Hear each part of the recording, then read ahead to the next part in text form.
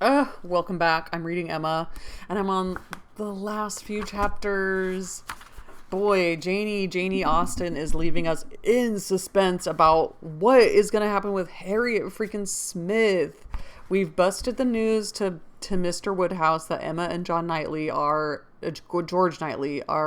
indeed engaged. He took it as well as he could with his poor Emmas and poor Miss Taylors and poor Isabellas. Everybody who gets married it's sad. But the Eltons. The Eltons' last chapter. Oh my god. Harriet Smith has been absolutely, I don't even know the word. Did wrong by Emma. And she's got a toothache, and she's with Isabella, Emma's sister, and she's going to a dentist, but by this time they already know the news that Emma and Knightley are engaged, and Harriet is like in love with Knightley, but she has been in love with 3 people since this book started, so she's not a super discerning person. Sad. So that's like the last thing we've got to wrap up here is poor Harriet.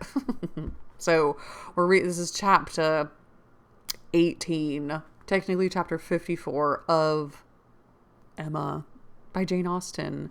Never read this book before in my life. I haven't read any of them since February. I've read Pride and Prejudice and Mansfield Park and Sense and Sensibility for the first time, and this is my first time reading Emma, and it's so good.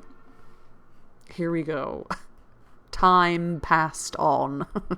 A few more tomorrows, and the party from London would be arriving. Oh, it's going to be August, right? They were going to come in August. Isabella and John Knightley and Harriet.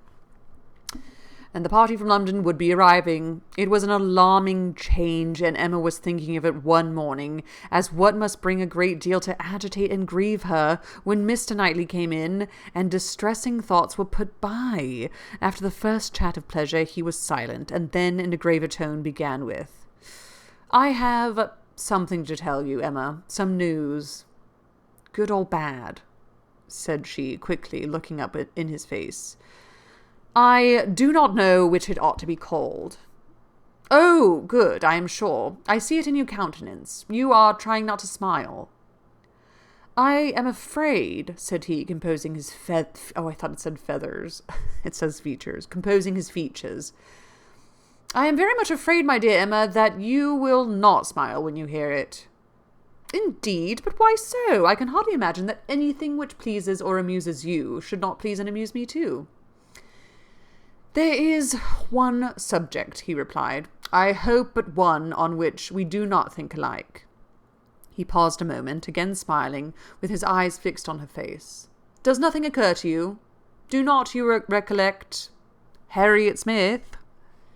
Her cheeks flushed at the name, and she felt afraid of something, though she knew not what. Have you heard from her yourself this morning?" cried he. "You have, I believe, and know the whole." "No, I have not. I know nothing. Pray tell me." "You are prepared for the worst, I see, and very bad it is. Harriet Smith marries Robert Martin." Yes! They were literally in love from the very beginning, and Emma was like, he's a person that I could never even imagine even talking to. Let's get you to Mr. Elton. Oh no, he loves me. Let's get you to Mr. Frank Churchill. Oh no, you don't love him. And then now she's in love with Mr. Knightley. Oh no, Mr. Knightley actually is gonna marry me. This whole time, and she could have just been married to Mr. Martin. Okay, sorry. Emma gave a start, which did not seem like being prepared, and her eyes, in eager gaze, said, "No, this is not possible." No, it didn't say that. Sorry. Her eyes, in eager gaze, said, "No, this is impossible." But her lips were closed. "It is so indeed," continued Mr. Knightley. "I have it from Robert Martin himself. He left me not half an hour ago." See, in that one movie, Emma goes to Mr. Martin and says, like, try proposing to Harriet again. I'm sure she'll say yes. Like, she kind of makes amends for it, but she doesn't in the book. That sucks. Okay, let's hear what happened.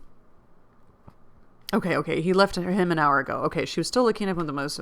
Okay, she was still looking at him with the most speaking amazement.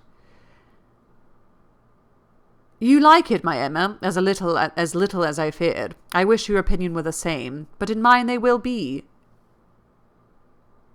Time, you may be sure, will make one or the other of us think differently, and in the meanwhile we need not talk much on the subject. You quite mistake me, she replied, exerting herself. It is not that such a circumstance would now make me unhappy, but I cannot believe it. It seems an impossibility. You cannot mean to say that Harriet Smith has accepted Robert Martin. You cannot mean that he has even proposed to her again yet. You only mean that he intends it. I mean that he has done it, answered Mr. Knightley with smiling but determined decision, and been accepted. Good God, she cried. Well, then having recourse to her work-basket in excuse for leaning down her face and concealing all the exquisite feelings of delight and entertainment which she knew she must be expressing, she added, Well, now tell me everything. Make this intelligible to me. How? Where? When? Let me know it all. I never was more surprised. But it does not make me unhappy, I assure you. How has it been possible? It is a very simple story. He went to town on business 3 days ago, and I got him to take charge of some papers which I was wanting to send to John. He delivered these papers to John at his chambers, and was asked by him to join their party the same evening to Astley's. They were going to take the 2 eldest boys to Astley's. The party was to be our brother and sister, Henry, John, and Miss Smith. My friend Robert could not resist. They called for him in their way, were all extremely amused, and my brother asked him to dine with them the next day, which he did, and in the course of that visit, as I understand, he found an opportunity of speaking to Harriet, and certainly did not speak in vain. She made him, by her acceptance, as happy even as he is deserving. He came down by yesterday's coach, and was with me this morning immediately after breakfast to report his proceedings, first on my affairs, and then on his own. This is all that I can relate of the how, where, and when. Your friend Harriet will make a much longer history when you see her. She will give you all the minute particulars which only women's language can make interesting. In our communications we deal only in the great. Oh my God. However, I must say that Robert Martin's heart seemed, for him, and to me, very overflowing.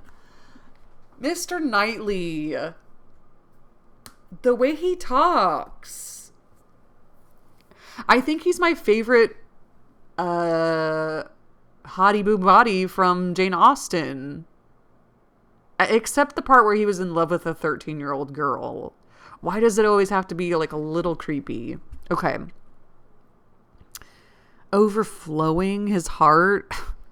And that he did mention, without it's being much to the purpose, that on quitting their box at Astley's, my brother took charge of Mrs. John Knightley and Little John, and he followed Miss Smith and Henry, and that at one time they were in such a crowd as to make Miss Smith rather uneasy. He stopped. Emma dared not attempt any immediate reply. To speak, she was sure, would be to betray a most unreasonable degree of happiness. She must wait a moment, or he would think her mad. Her silence disturbed him, and after observing her a little while, he added, Emma, my love, you said that this circumstance would not now make you unhappy, but I am afraid it gives you more pain than you expected. His situation is an evil, but you must consider it as what satisfies your friend, and I will answer for your thinking better and better of him as you know him more.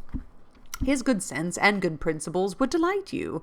As far as the man is concerned, you could not wish your friend in better hands. His rank in society I would alter if I could, which is saying a great deal, I assure you, Emma. You laugh at me about William Larkins, but I could quite as ill spare Mr. Martin. But I could quite as ill spare Robert Martin.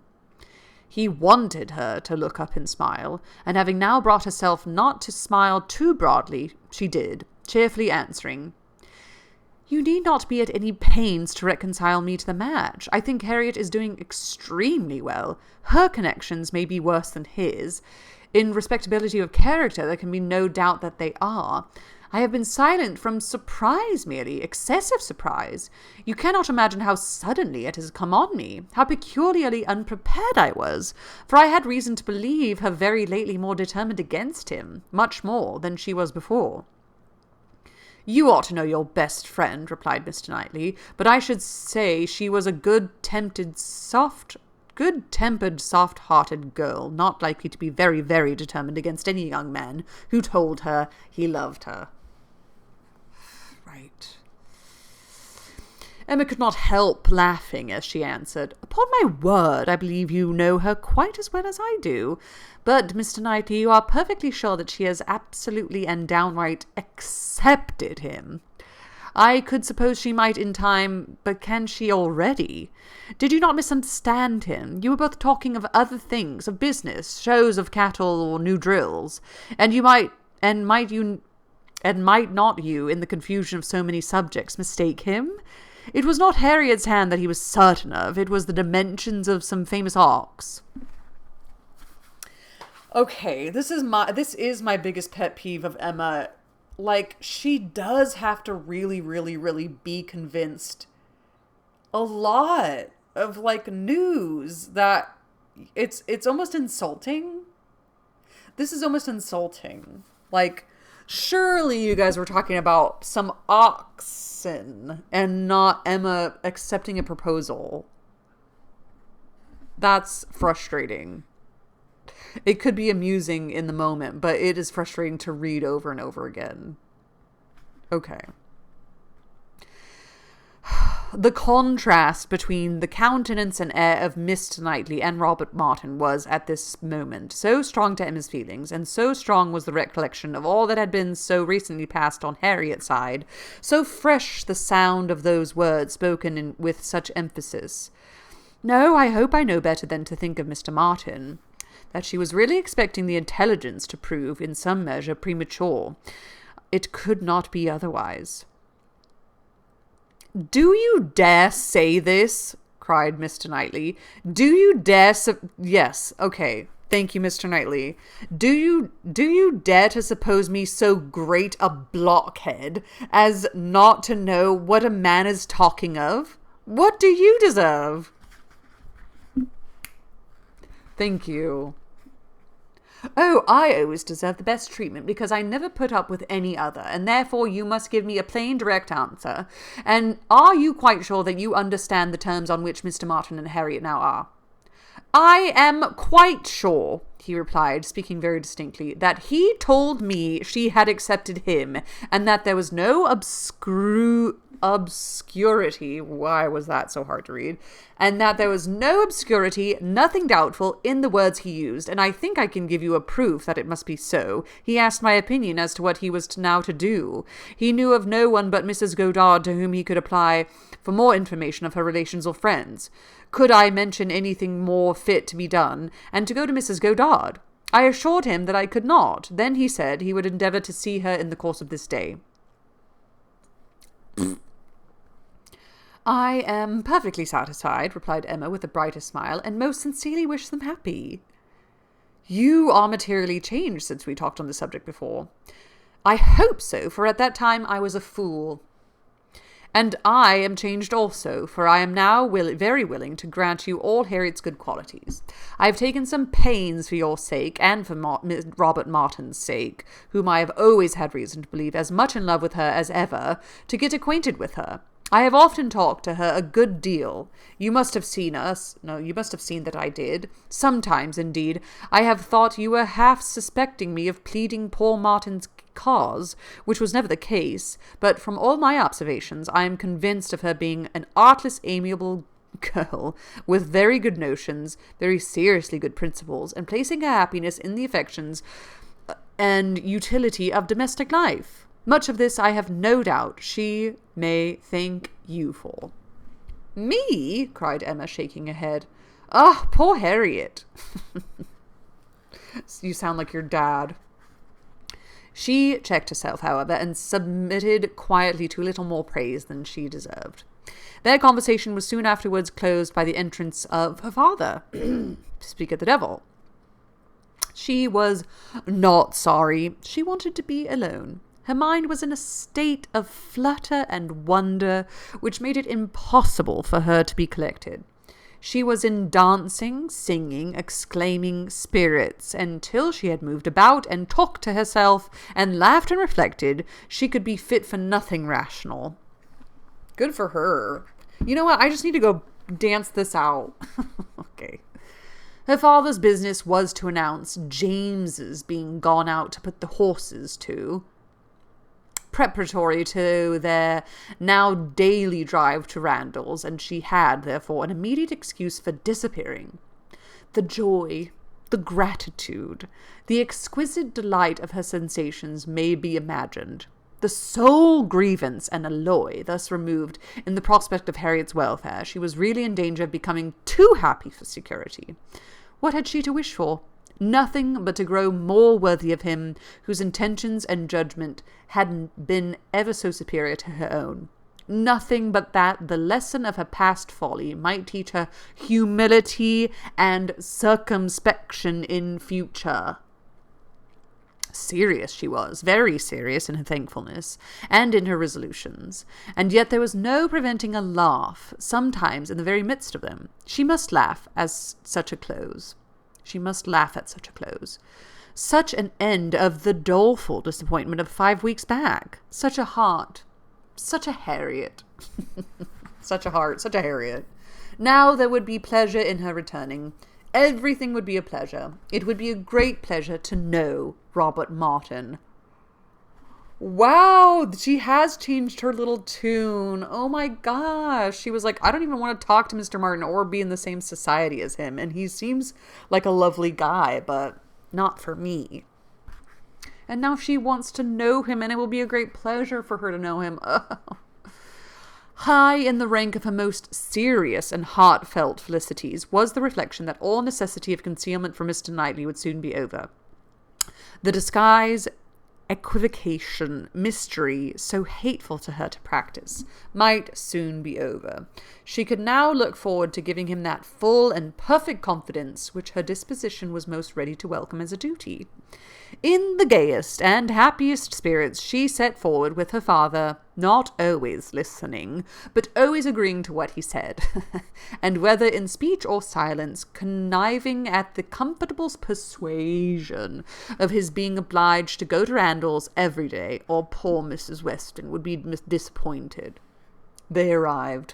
Mrs. Weston was alone in the drawing-room, but hardly had they been told of the baby, and Mr. Woodhouse received the thanks for coming, which he asked for, when a glimpse was caught through the blind of 2 figures passing near the window. "It is Frank and Miss Fairfax," said Mrs. Weston. "I was just going to tell you of our agreeable surprise in seeing him arrive this morning. He stays till tomorrow, and Miss Fairfax has been persuaded to spend the day with us. They are coming in, I hope." In half a minute they were in the room. Emma was extremely glad to see him, but there was a degree of confusion, a number of embarrassing recollections on each side.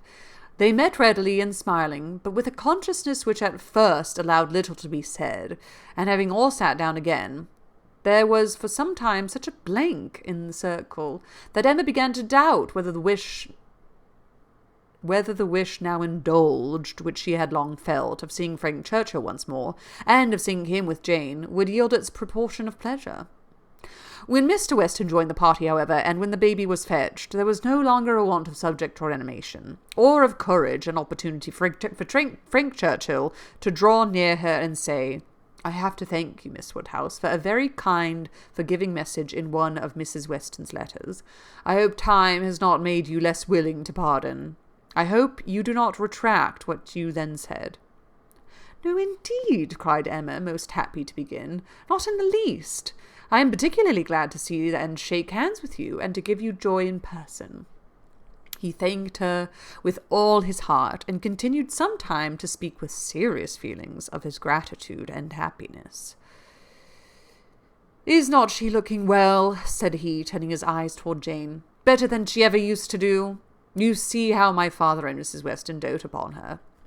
But his spirits were soon rising again, and with laughing eyes, after mentioning the expected return of the Campbells, he named the name of Dixon. Emma blushed, and forbade its being pronounced in her hearing. "I could never think of it," she cried, "without extreme shame." "The shame," he answered, "is all mine, or ought to be.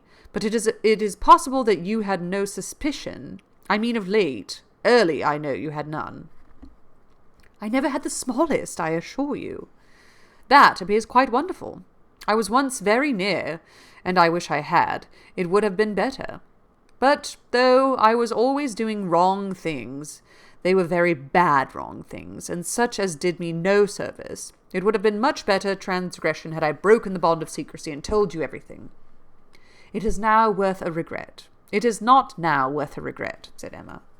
"I have some hope," resumed he, "of my uncle's being persuaded to pay a visit at Randalls. He wants to be introduced to her. When the Campbells are returned, we shall meet them in London, and continue there, I trust, till we may carry her northward. But now I am at such a distance from her, is not it hard, Miss Woodhouse? Till this morning we have not once met, since the day of reconciliation. Do not you pity me?" All these men wanting our pity and our forgiveness. How about you just be good people? Huh, Frank? Huh, Willoughby? Huh, Wickham? Emma spoke her pity so very kindly, that with a sudden ascension of gay thought, he cried, "Ah, by the by," and sinking his voice, and looking demure for the moment, "I hope Mr. Knightley is well." He paused. She coloured and laughed. "I know you saw my letter, and think you may remember my wish in your favour. Let me return your congratulations. I assure you that I have heard the news with the warmest interest and satisfaction. He is a man whom I cannot presume to praise."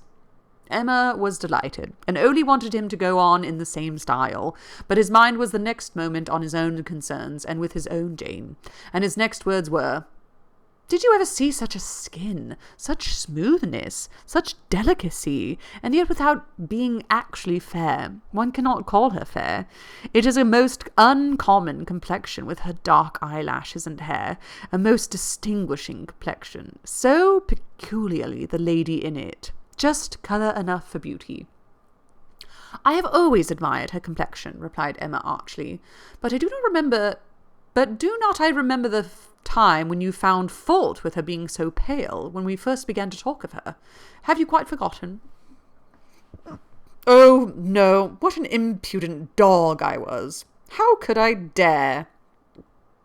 But he laughed so heartily at the recollection, that Emma could not help saying, "I do suspect that in the midst of your perplexities at that time, you had very great amusement in tricking us all. I am sure you had. I am sure it was a consolation to you."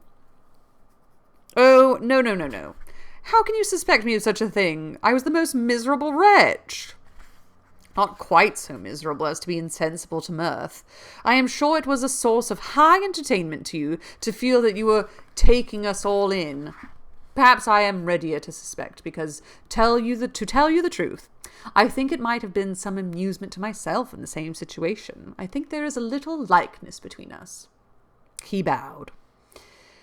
"If not in our dispositions," she presently added, with a look of true sensibility, "there is a likeness in our destiny, the destiny which bids fair to connect us with two characters so much superior to our own." True, he answered warmly. "No, not true on your side. You can have no superior, but most true on mine. She is a complete angel. Look at her. Is not she an angel in every gesture? Observe the turn of her throat." "Turtle, stop!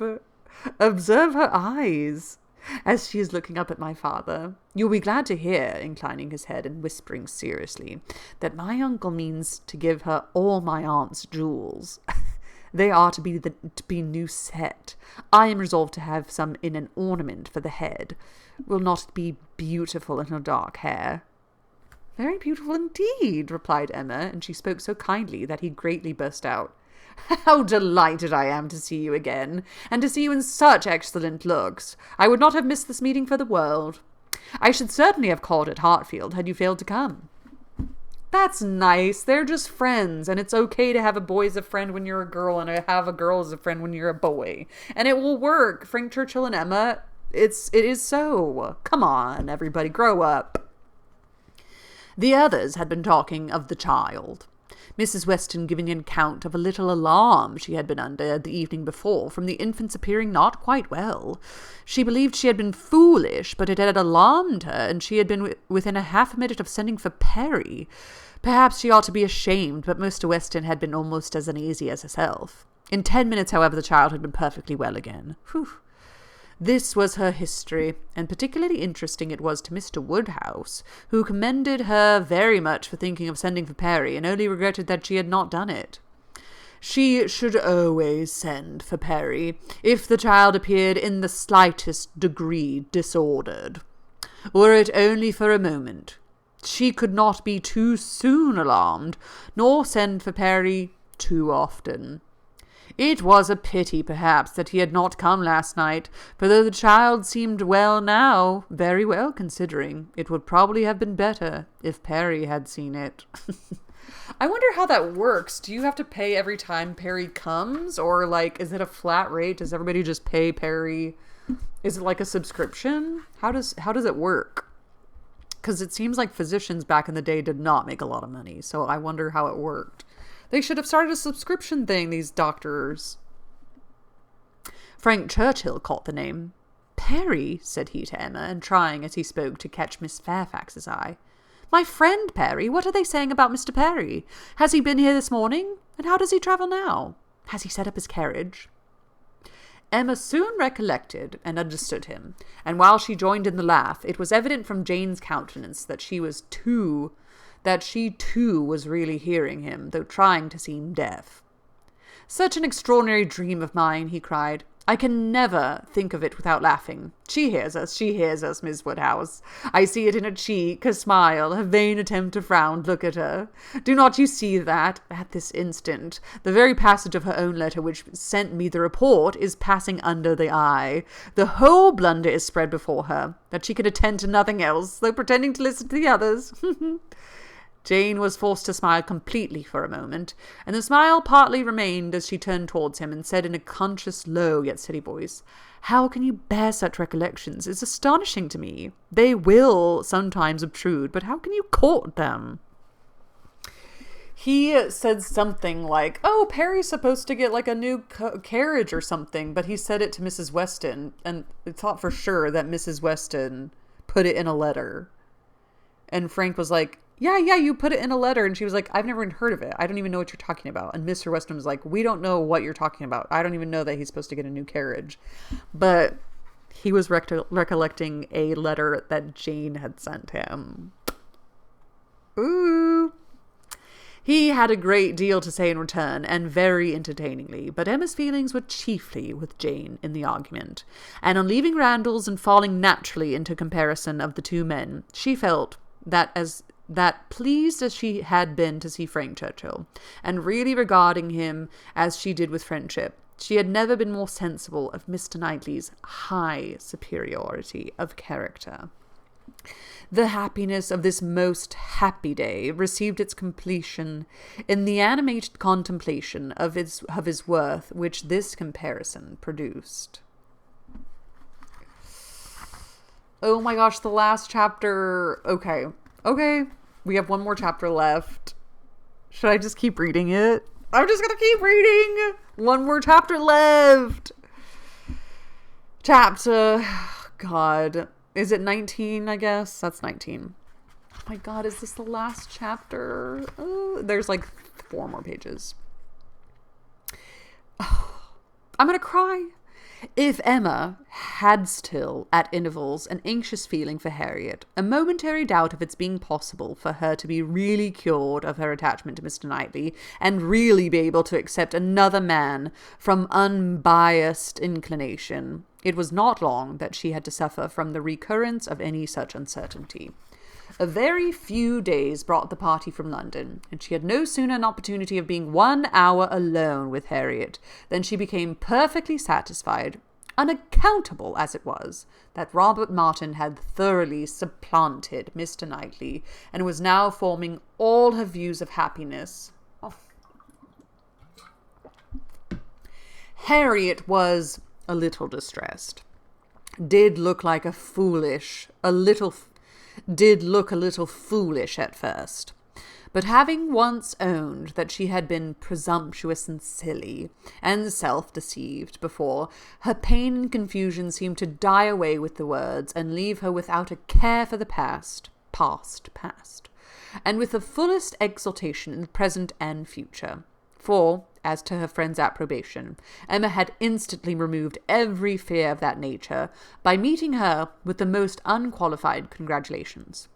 Harriet was most happy to give every particular of the evening at Astley's, and the dinner the next day. She could dwell on it all with the utmost delight.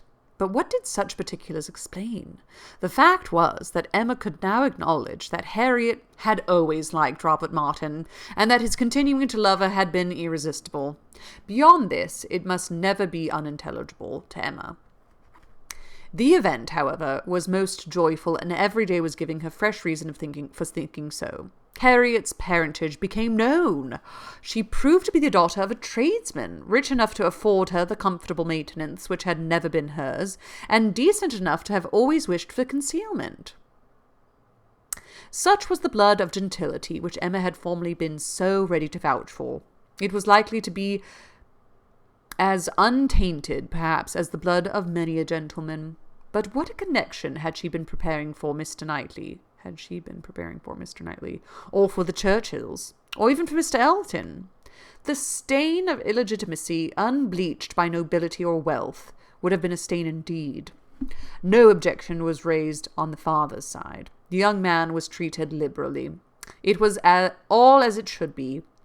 And as Emma became acquainted with Robert Martin, who was now introduced at Hartfield, she fully acknowledged in him all the appearance of sense and worth which could bid fairest for her little friend.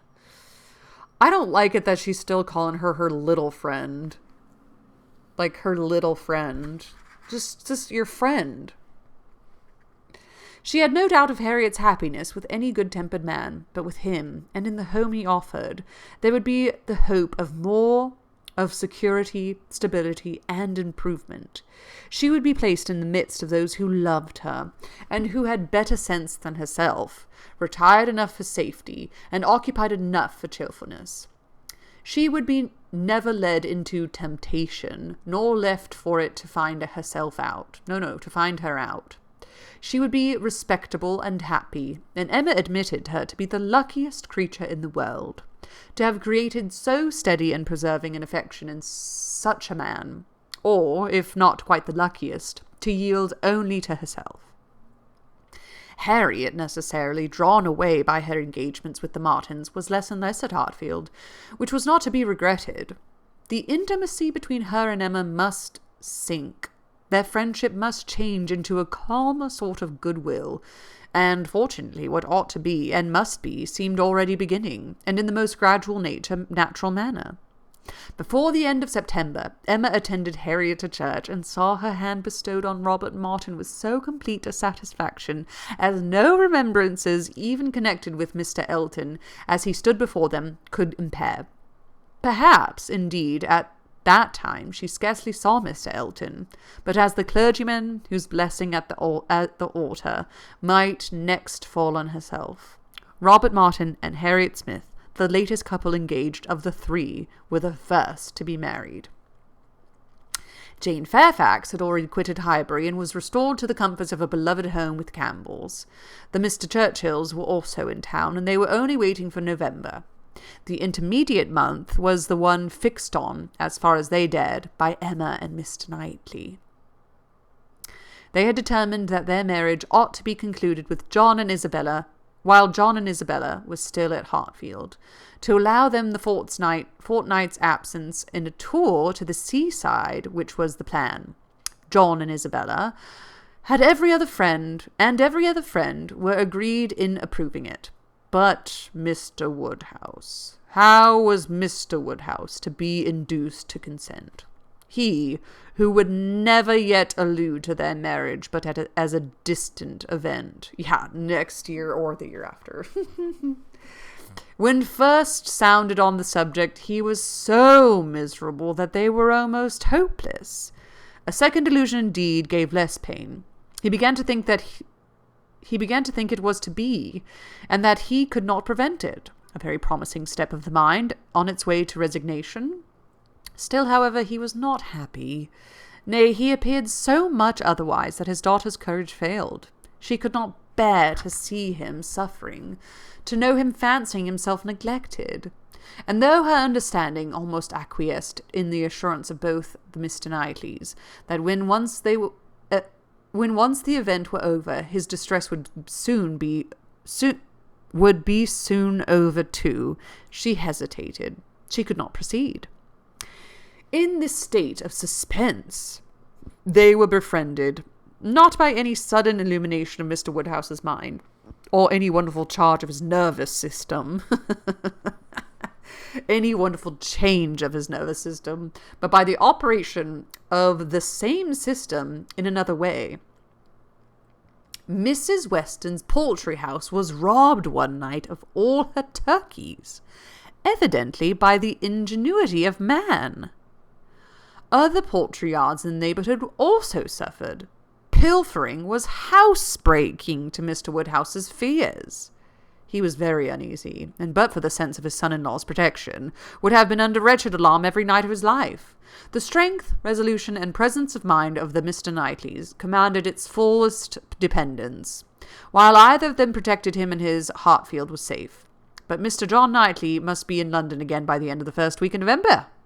The result of this distress was that, with a much more voluntary, cheerful consent that his daughter had ever presumed to hope for at the moment, she was able to fix her wedding day, and Mr. Elton was called on, within a month from the marriage of Mr. and Mrs. Martin, to join the hands of Mr. Knightley and Miss Woodhouse. All for the sake of Mr. Knightley protecting their poultry house.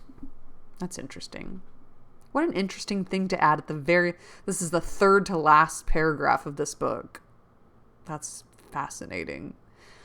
The wedding was very much like other weddings, where the parties have no taste for finery or parade. And Mrs. Elton, from the particulars detailed by her husband, thought it all extremely shabby and very inferior to her own.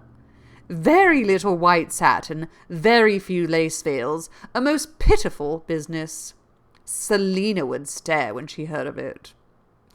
But in spite of these deficiencies, the wishes, the hopes, the confidence, the predictions of the small band of true friends who witnessed the ceremony were fully answered in the perfect happiness of the union. Oh my gosh! I finished my 4th Jane Austen book! It was so good, and I immediately want to read it again. Look at my book of persuasion. Look at this beautiful book. It has nothing frilly in it. There's nothing frilly about it. It just starts with chapter 1. Literally, there's no Penguin House fancy 200th anniversary edition, no Penguin Classic, nothing, no maps, no nothing, no glossary. This is it, folks. And then it's Northanger Abbey, and then I've read all of Jane Austen's stuff out loud. Thank you for coming with me, because it is another language and it is so hard. It's so hard to read this. Sometimes I'm like, what? Like my brain, sometimes when I'm tired, I'm like, it's so hard. But I think it's so good to read out loud. And thank you all so much for watching. I feel like having myself a little party. Okay, here's the deal. Maybe I should do a live one for the last chapter of Persuasion, or maybe how can we make it more fun for the last chapter? Because that sort of just came upon me. Like, it's done. As all those books do. Wow. Okay, I could go on and on, but Thank you all for watching and reading, and happy reading to you all. And ta-ta! Join me. Literally in my next video will be me reading Persuasion. I know nothing about it. I know nothing about it. Ta-ta!